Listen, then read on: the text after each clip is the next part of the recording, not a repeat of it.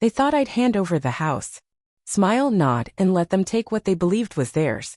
But when I found that email, the one where my own parents called me easy to control, I stopped being the quiet one. This isn't just a story about inheritance. It's about betrayal. About waking up. About finally choosing myself. My name is Elaine Foster. I'm 31. I live above a laundromat in Manchester, New Hampshire, in a small apartment where the floors creak and the radiator hisses like it has secrets to keep. But it's mine. And after 3 decades of emotional overdraft, that still feels unreal. I work in academic publishing. Digital layout, ebook formatting, metadata tagging, the kind of job no one asks about at dinner. But I like it. It's tidy. Predictable. The rules make sense. That's more than I can say for most things. I don't have many friends. Some friendly faces. Coworkers. A barista who knows my order. But closeness has always come at a price I couldn't afford. I learned young that affection can be a loan with hidden interest, and sometimes love wears the same mask as leverage. Especially in my family. My parents live 45 minutes away, in a suburban house with white siding, a pristine lawn, and a guest living room no one is ever allowed to sit in. We talk once a week, like clockwork, like obligation. My mom dominates the conversation, and when I try to insert a thought, she steamrolls it with an update about her Pilates instructor or which of her friends' kids just got engaged. My father contributes when it's about money. Are you budgeting? Did you fix the brakes? Maybe you should come over and let me take a look at your taxes. When I had the flu last year and asked if they could drop off some groceries, my mom sighed and said, "You know how busy we are, honey. Besides, you're a grown woman." And then there's Danny. My cousin. My mother's golden child, born of her sister but clearly claimed as her own. Danny has a high-paying tech job in Boston, drives a Tesla, and once explained blockchain to my entire family over Thanksgiving like he'd invented it. He's got the kind of charisma that fills a room and the kind of ego that dims everyone else in it. To them, Danny is a success story.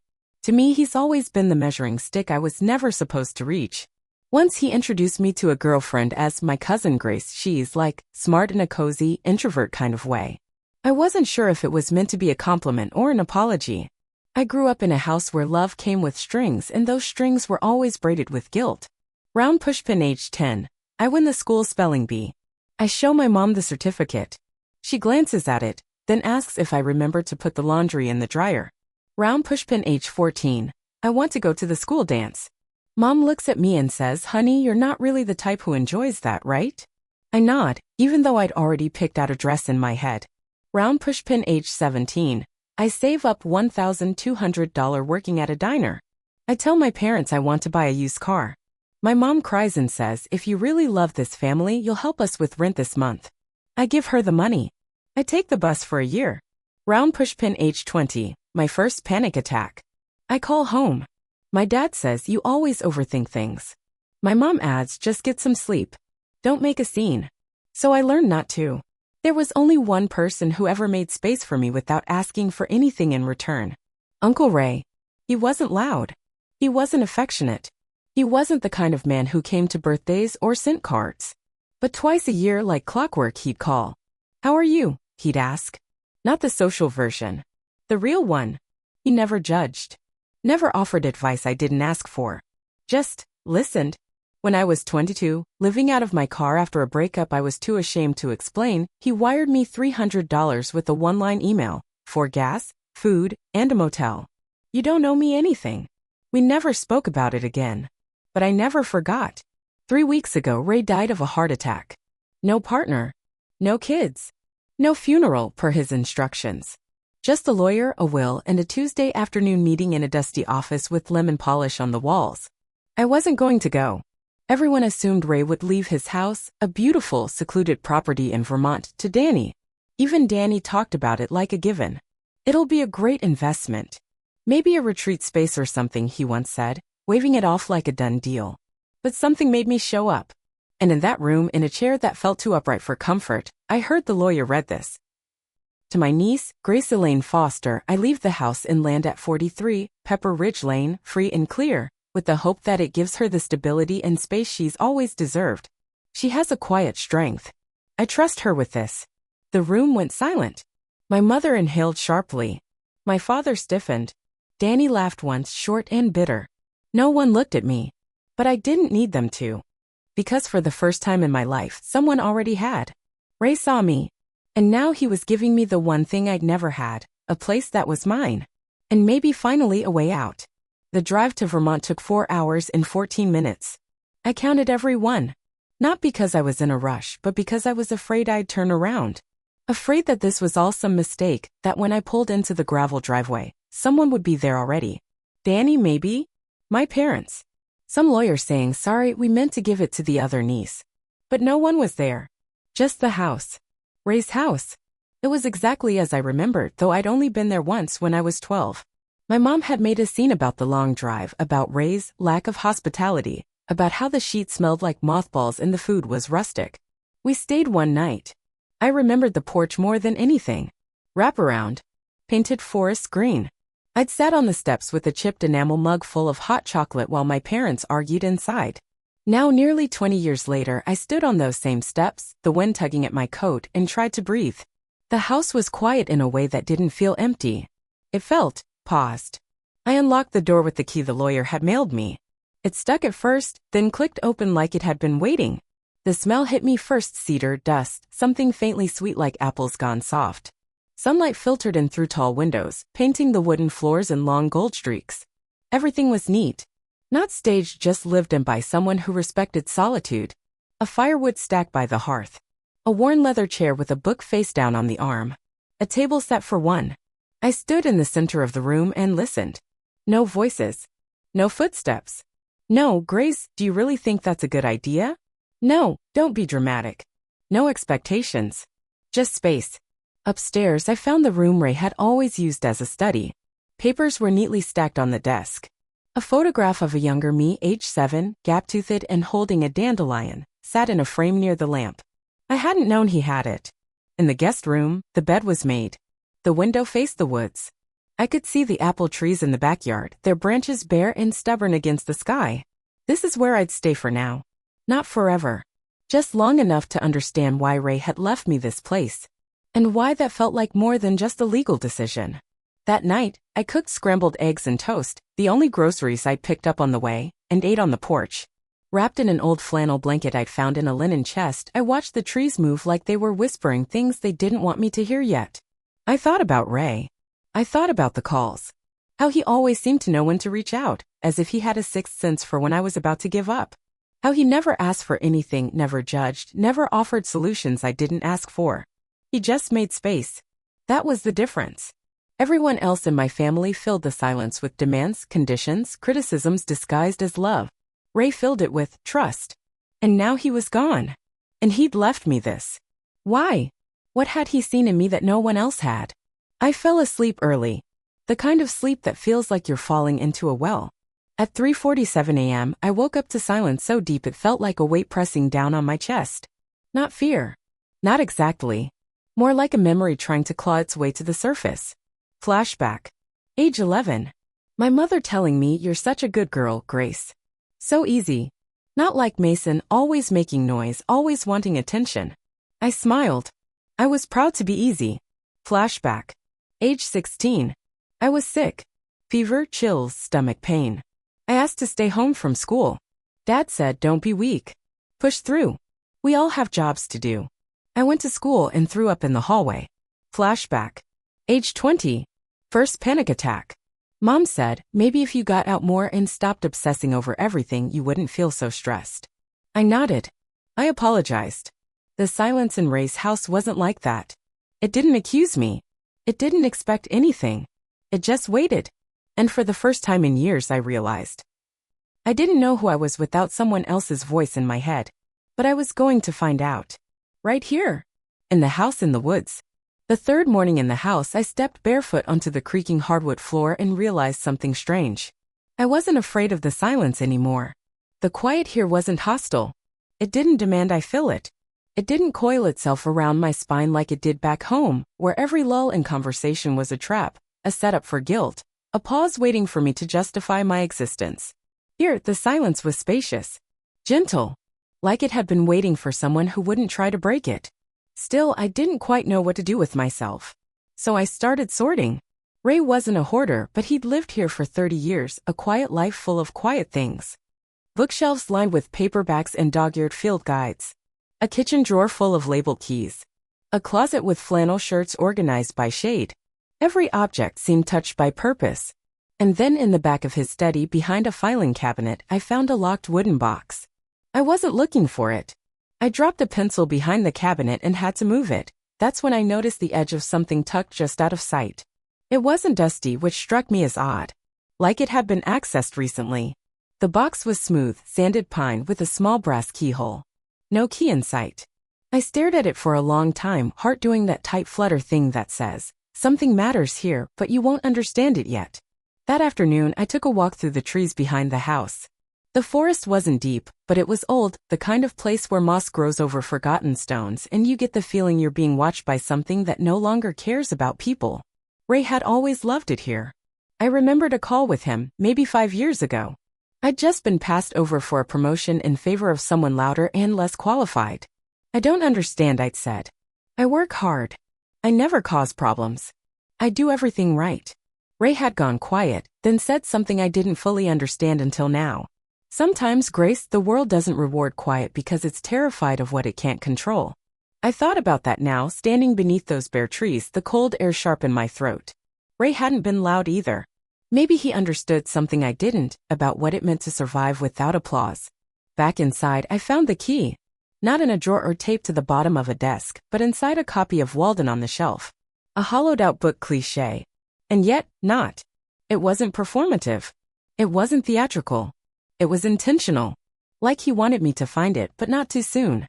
My hands trembled as I opened the box. Inside were 3 things. A handwritten letter addressed to me. A flash drive. A photograph, one I'd never seen before, of me and Ray on the porch. I was maybe 12. He had his arm around me. We were both laughing. I didn't remember the picture being taken. I read the letter last. Grace, if you're reading this, I'm gone. That part's not surprising. What is surprising, and what I suspect you're still doubting, is that I left the house to you. I didn't do it to hurt your family, though they'll take it that way. I did it because I've been watching you carry everyone else's weight for far too long. You don't need fixing. You need space. This house has always been that for me, a place outside the noise where I could remember who I was before the world told me otherwise. Now it's yours. You'll find the flash drive useful. I've kept things. Notes. Records. Conversations I couldn't unhear. I didn't know how to help you when you were a kid, but I tried, in my own quiet way, to keep a record of the truth. You can decide what to do with it. One last thing, if they come for it, and they will, remember this. You are not selfish for choosing peace. Ray. I didn't cry. I just sat there for a long time, the letter in my lap, the light from the window warming the box like it was sacred. Ray hadn't just seen me. He protected me. Even in death. Even from the people who were supposed to protect me first. It took me a full day to open the flash drive. Not because I couldn't figure out how. I had my laptop, I had the time, but because the idea of what might be on it made my chest buzz with an old, familiar panic. What if I was wrong? What if this was all some misguided gesture? Just a collection of old documents, or notes about taxes, or a journal I had no business reading? Worse, what if I was right? What if the vague unease I'd carried for years wasn't just anxiety? What if it had a name? What if the truth was uglier than I was ready to see? I finally opened it just after midnight. I sat on the floor of Ray's study, laptop balanced on my knees, a mug of weak chamomile tea going cold beside me. The drive loaded quickly. A single folder appeared, labeled, Grace. Inside it, dozens of files. Audio clips. Emails. Scans of letters. A spreadsheet titled Promises Made. And a text file with the simple name, If She Ever Needs It. I clicked that one first. It wasn't long. Just a few bullet points. Just enough to crack something open inside me. Loan agreement _2011.pdf. Tuition transfer _2014.pdf. Will revision letter _2019.docs. I clicked the first one. A scanned agreement between Ray and my parents. A personal loan of $20,000. Interest-free. To be repaid in full. At the bottom, Ray's signature. My father's. My mother's. A note, for medical expenses. But I remember this year. We didn't have any medical emergencies. What we did have was a remodeled kitchen and a new SUV that Mom proudly showed off at the 4th of July picnic. The second file made my hands go numb.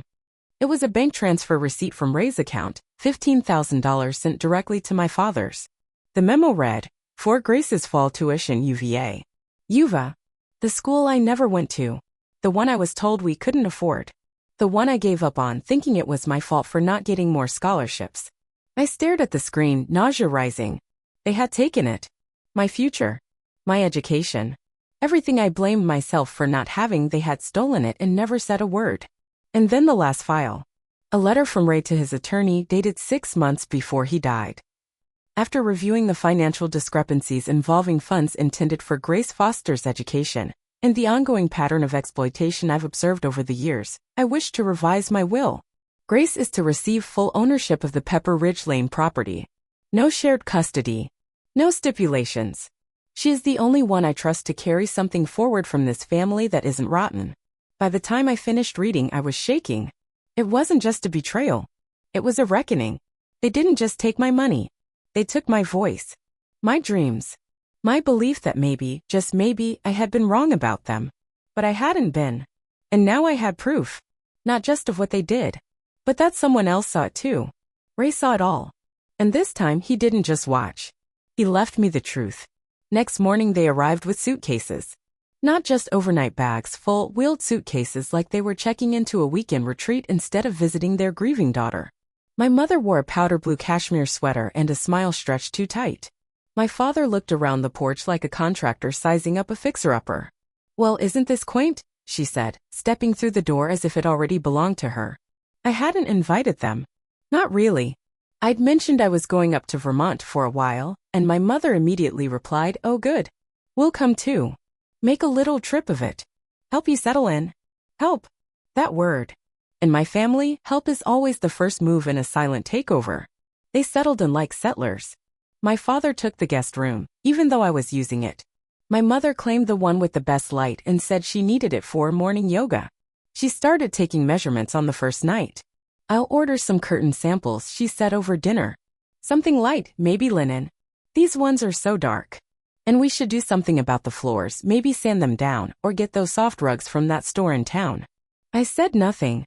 She filled the silence. "Don't worry, honey. I'll cover the first round. You can always reimburse me when we sort out the finances."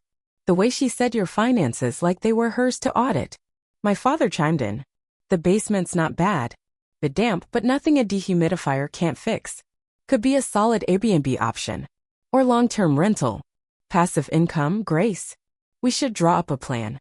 It wasn't the first time he'd used that word like it meant something shared. When I was 20, I lent him $5,000 after he said he needed it to catch up on property taxes. I was working 2 jobs then, living off canned soup and ramen. When I asked for it back a year later, he told me I was ungrateful. That was the moment I learned that support in our family was a one-way street, and I was always the pavement. They stayed for 3 days. 3 days of my mother walking from room to room, sighing at everything she didn't like. 3 days of my father eyeing square footage and muttering about equity potential. 3 days of me pretending I didn't see them mentally repackaging my inheritance into their retirement plan. At night, I stayed awake in Ray's old study with a blanket around my shoulders and my laptop glowing like a lifeline. I started saving copies of everything. The deed. The will. The emails from the lawyer. I wasn't sure why, not yet, but I felt it in my stomach like weather shifting before a storm. I didn't trust them. But worse, I didn't trust myself not to cave. On the second night, I caught my mother on my laptop. She snapped the lid shut the moment I walked into the room. "Just checking the weather," she said too quickly. I nodded. Said nothing. Later that night, when they were asleep, I reopened it. She hadn't cleared the tabs. My stomach dropped. There it was. An email thread, her, my dad, and Danny. Subject line, property management and future planning. "Dad, she's not emotionally stable enough to handle this alone. We can guide her into refinancing once things settle down. It'll set us all up for retirement. Danny, she's always been easy to handle. Just guilt her. She caves every time. Mom, she won't fight back. She never does. We raised her to think family means sacrifice." My breath went cold. It wasn't just suspicion anymore. It wasn't just fear. It was fact. They'd come here not to visit, not to support, but to claim. To dissect what Ray had left me and redistribute it like scavengers over a carcass. I didn't cry. I closed the laptop, sat in the dark for a long time, and something in me, something old, buried, tightly wound, began to loosen. Not because I was stronger than before, but because the illusion had finally cracked. I'd spent my whole life thinking I owed them everything because they were my family.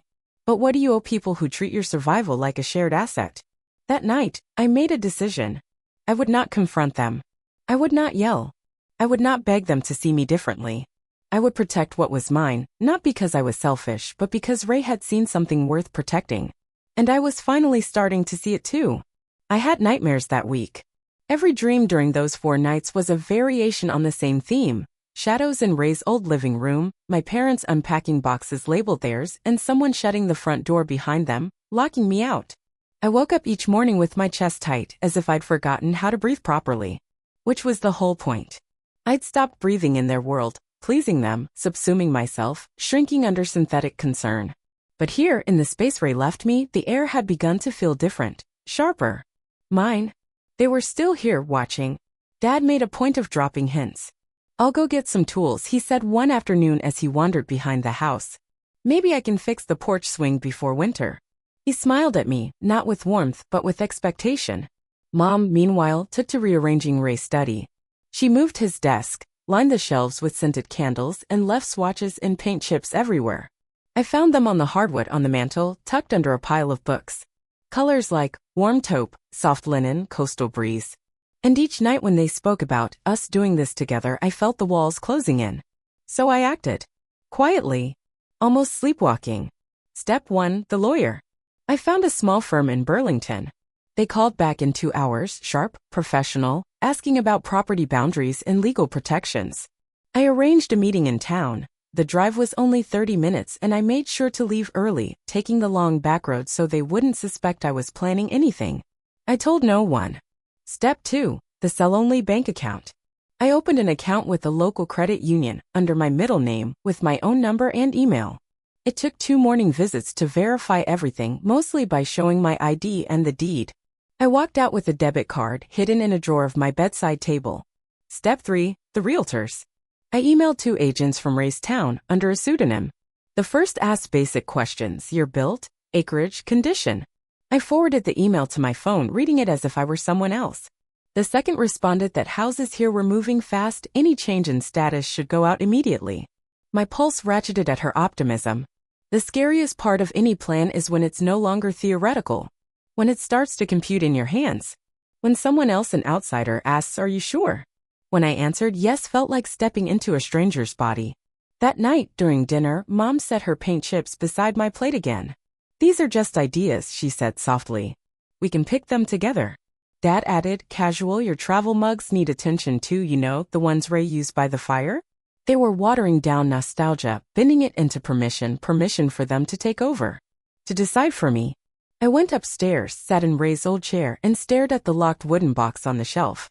I ran my fingers across its surface, wondering if I would ever feel safe enough to open it again. But this storm was only beginning. Because once you pull a thread, the whole tapestry starts to unravel. And I was already halfway through. The morning I drove to the lawyer's office, the sky was an unbroken gray. Not the heavy kind that threatens a storm, the kind that feels blank. Like the weather itself was holding its breath. I parked a block away.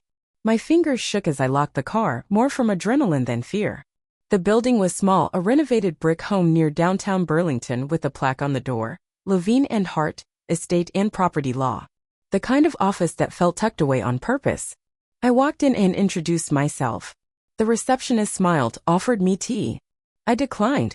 A few minutes later, I was sitting across from a woman named Mallory Hart, late 30s, efficient energy, clear eyes that didn't waste time pretending not to understand. She listened as I explained the basics. "I inherited a house from my uncle," I said. "It's fully in my name. But I'm anticipating pressure.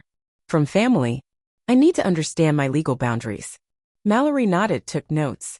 When I mentioned my parents' names, her pen paused. "And they're staying with you now?" "Yes." "They don't have access to the deed?" "They're not on any part of the title." "No. I've checked." "Then you're fine," she said. "Legally speaking, they have no claim. Emotionally," she smiled faintly, "that's different. But the law is on your side." That should have been a relief. But it just made the next part heavier. Because now I couldn't hide behind uncertainty. Now I had to act. I asked her to begin drafting protections, power of attorney designations, a no-contact clause if necessary, and documentation of intent to sell. She agreed without judgment. Before I left, she said, "Grace, what you're doing. It's not betrayal. It's a boundary." I didn't cry, but the tear waited in my throat like a stone I hadn't learned to swallow yet. Back at the house, my parents were in the kitchen. They stopped talking when I walked in. A slow dread crept up my spine, cold and familiar. "What's going on?" I asked. Dad turned too casual. "Just chatting about logistics." I didn't ask what kind. I already knew. Mom gestured to the table. "We ordered some rugs online, just samples. You'll love them." I smiled thinly. After dinner, I packed 2 bags and drove them into town to a storage unit I'd rented the day before. Just essentials. Birth certificate, passport, laptop, journals. Copies of the deed. The flash drive. The things I'd need if I had to walk away fast. Just in case. Because sometimes when you pull the thread, it doesn't just unravel the fabric. Pulls the whole thing down on top of you. I started pretending again. It's strange how easily the old habits return. The soft nods, the little smiles, the careful agreement to things I have no intention of doing. That week, I went back to being the version of me they liked. Agreeable, grateful, pliable. Because I needed space. Because I needed time. Because if I didn't, I knew they'd sense the shift.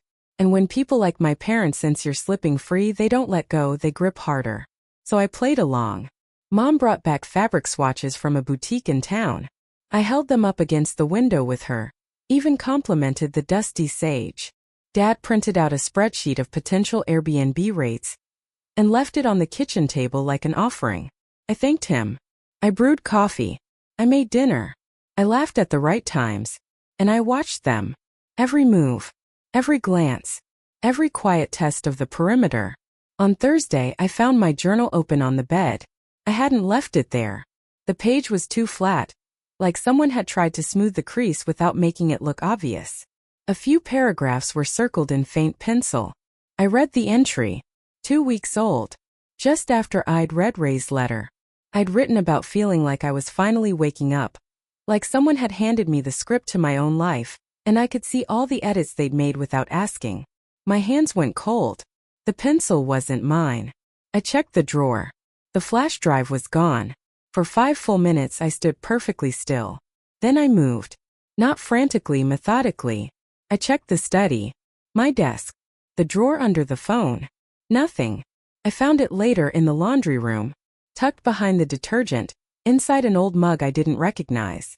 I plugged it into my laptop. Files untouched. But now I couldn't be sure. I changed every password. I reset my phone. I called Mallory, the lawyer, and asked her to draft a cease and desist. Just in case. Because I knew.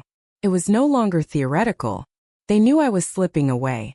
And they were getting desperate. That night I overheard them talking. The house is old, full of wooden whispers. Sound travels through the floorboards like secrets with nowhere else to go. "I think she's having another episode," Mom said. "She's shutting down. Just like after college." Dad replied, "Let her. The more she collapses, the more she needs us." I didn't cry. I didn't gasp. I just sat in Ray's chair in the dark, my arms wrapped around my knees, listening to the only people who ever claimed to love me describe my pain as leverage. The next morning, I told them I was going to meet a friend in town. I didn't say who. There was no friend. I went to the realtor's office. The papers were ready. I signed the listing agreement without shaking. I set the price just below market value. It would sell fast. I didn't want more money. I wanted distance. And I didn't tell them. Because some wars aren't fought with raised voices. They're fought in silence. In stillness. In waiting until the smoke clears and you're the only one left standing. I knew Danny was coming before he knocked. I heard the tires first, too smooth, too fast. The kind of sound you only get from a Tesla carving through gravel like it doesn't belong there. Then came the car door, the purposeful footsteps, and the voice I hadn't heard in over a year. "Gracie girl. Open up." My stomach twisted. I didn't move. The knock came again, louder this time. I looked out through the side window. He was smiling, that bright salesman smile that never quite reached his eyes. aviators pushed up on his head, hands in his pockets like he owned the porch, like he owned the world. I opened the door a crack. "Danny," I said. "Hey, cousin," he said, stepping forward before I could respond. He kissed my cheek without asking. Walked inside like the house had been waiting for him. I stood there stunned, the door still open behind me. That was his way. Always had been. Take the oxygen. Leave you explaining why it felt hard to breathe. He brought wine. A Pinot Noir with a French label he couldn't pronounce. Figured we'd celebrate, he said, already pouring himself a glass. Big life change and all. I didn't ask how he knew I was here. Didn't need to. My parents must have called him. I watched as he wandered the house, opening doors, peeking into Ray's old study, eyeing the porch swing my father had pretended to fix. "Place is a little dated, huh?" he said, sipping. "But the bones are solid. We could do something with this." There it was again. That subtle theft of ownership. "Are you staying in town?" I asked. "Depends," he said, turning back toward me. "On how things go." That night, he stayed for dinner. My mother lit candles.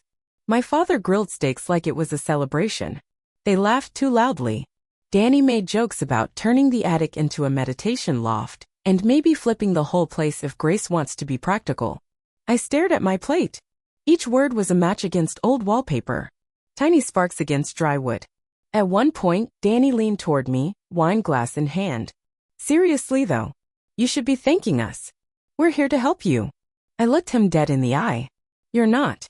He blinked. "Excuse me. I didn't ask you to come." He chuckled, but the sound was brittle. "Someone's feisty." "You're in my house," I said. Drinking my wine. Making plans I didn't ask for.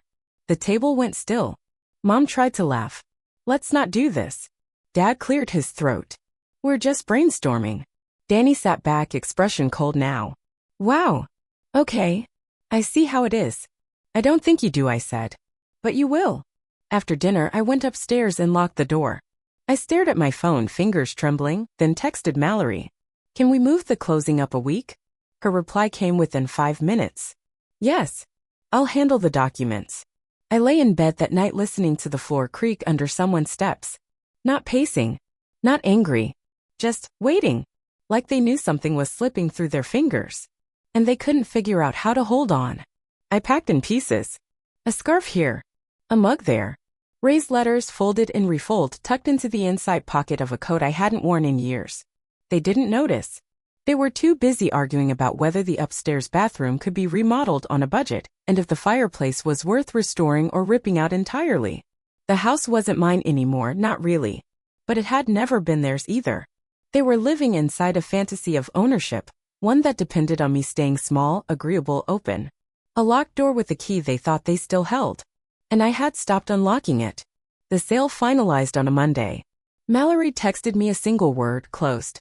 I stared at it for a long time. Then I moved. I told them I needed a solo drive to clear my head. I drove 2 towns over, rented a storage unit, and started filling it. By Tuesday, I had packed everything that mattered into my trunk.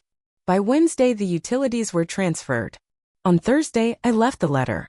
It sat on the kitchen table, beneath the spare key and a single photo of Ray, the one where he stood beside a canoe in Vermont, squinting into the sun, half smiling like he just thought of something worth keeping to himself. The letter read, "This house was left to me by someone who saw the truth not just about me but about all of you. I will no longer be manipulated, guilt, or financially harvested under the name of family. You taught me to be small. Ray taught me to leave. I am choosing peace over obligation. You can keep your narratives. I'm keeping my life. Do not contact me unless it's through my attorney. Grace." I didn't say goodbye. Not to the trees or the apple orchard. Not to the window seat where I read Ray's will or the cracked tile in the entryway I used to think I'd fix. Goodbyes are for places that loved you back.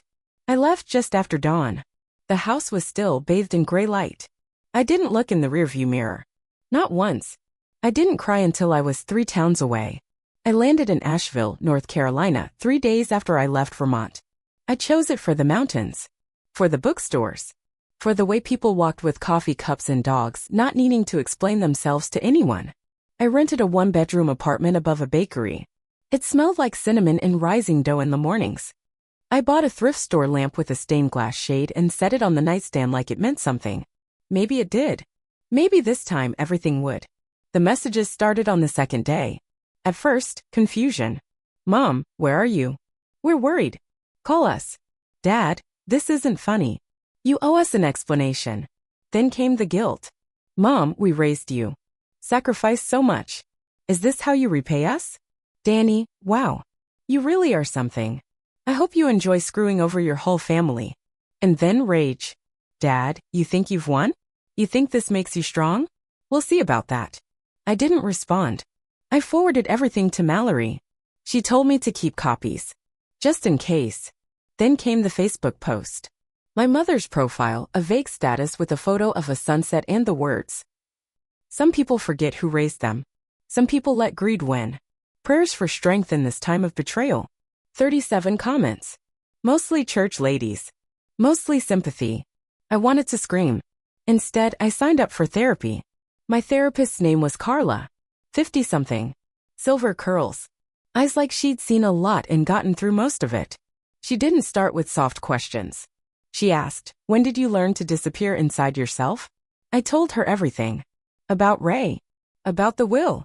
About the email thread and the fake warmth and the quiet erasure of who I was supposed to be. She nodded once and said, you didn't lose a family. You left a system. That sentence cracked something open. In week 3, Mason reached out. I hadn't heard from him in over a year. Not since I'd asked him to move out of my old apartment when he ate through my food and refused to pay rent. Mason, you know you messed up, right? You blindsided everyone. Real mature. I didn't answer. But I remembered everything. The late-night texts asking for a quick $200. The way he told her parents I was unstable when I finally said no. No one ever protected me from Mason. So I protected myself. At the end of month 1, I found myself walking through a used bookstore when I saw a flyer pinned to the bulletin board. Boundaries, a survival toolkit for daughters of narcissists. I signed up. I went to every session. I brought cookies once and watched a woman cry into a napkin while telling us how her dad borrowed her credit score. For the first time in my life, I wasn't the only one.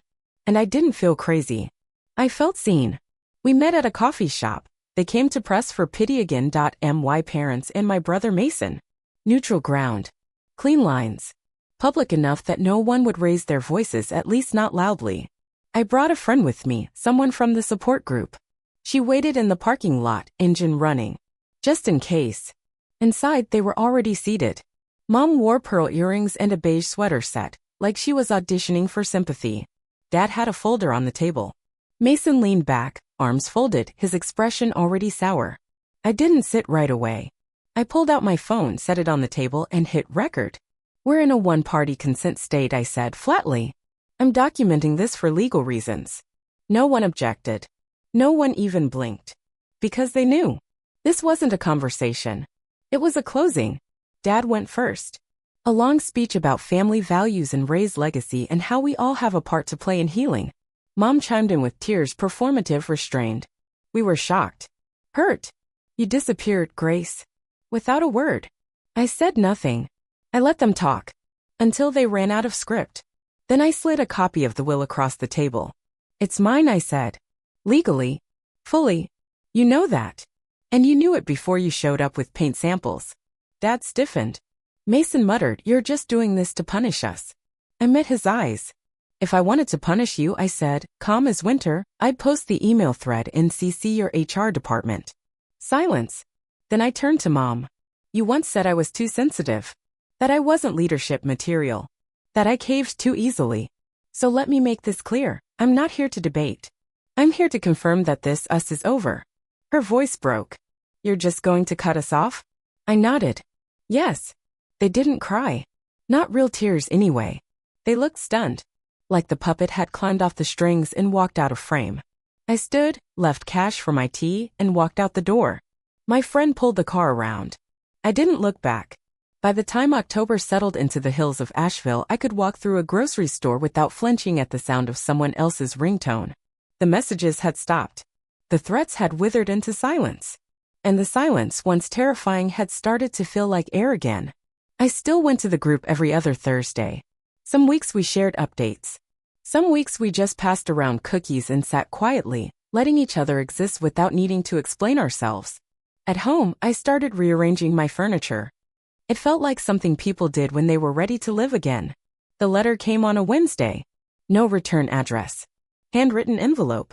Slanted cursive like the kind you only see on old recipe cards or forgotten birthday cards. I almost didn't open it. But I did. Inside was a single sheet of stationery and a name at the bottom that made my breath catch. Aunt Helen. Grace E. I've watched from the sidelines all your life. I'm your Aunt Helen, your mother's sister. We haven't spoken in over 20 years. I left for the same reasons you did. I wasn't brave enough to leave the way you did. But I want you to know, you're not wrong. You were never crazy. Our family has always used shame as a leash. You just had the nerve to cut it. Ray saw that too. That's why he gave you the house. I know what they're saying about you. I've heard the stories. I just wanted to reach out and say, I believe you. You've broken the cycle. I'm proud of you. H. I sat on the floor, letter trembling in my hands, and cried. Not because I needed her to believe me, but because I finally had confirmation that the version of the world I had clung to in the dark, the one where I wasn't insane, wasn't cruel, wasn't selfish, was real. Someone else had lived it.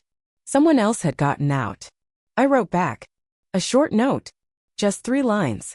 Thank you. I never needed validation, but I didn't know how much it would mean to have it. I mailed it with no expectation of reply. Some truths don't need conversations.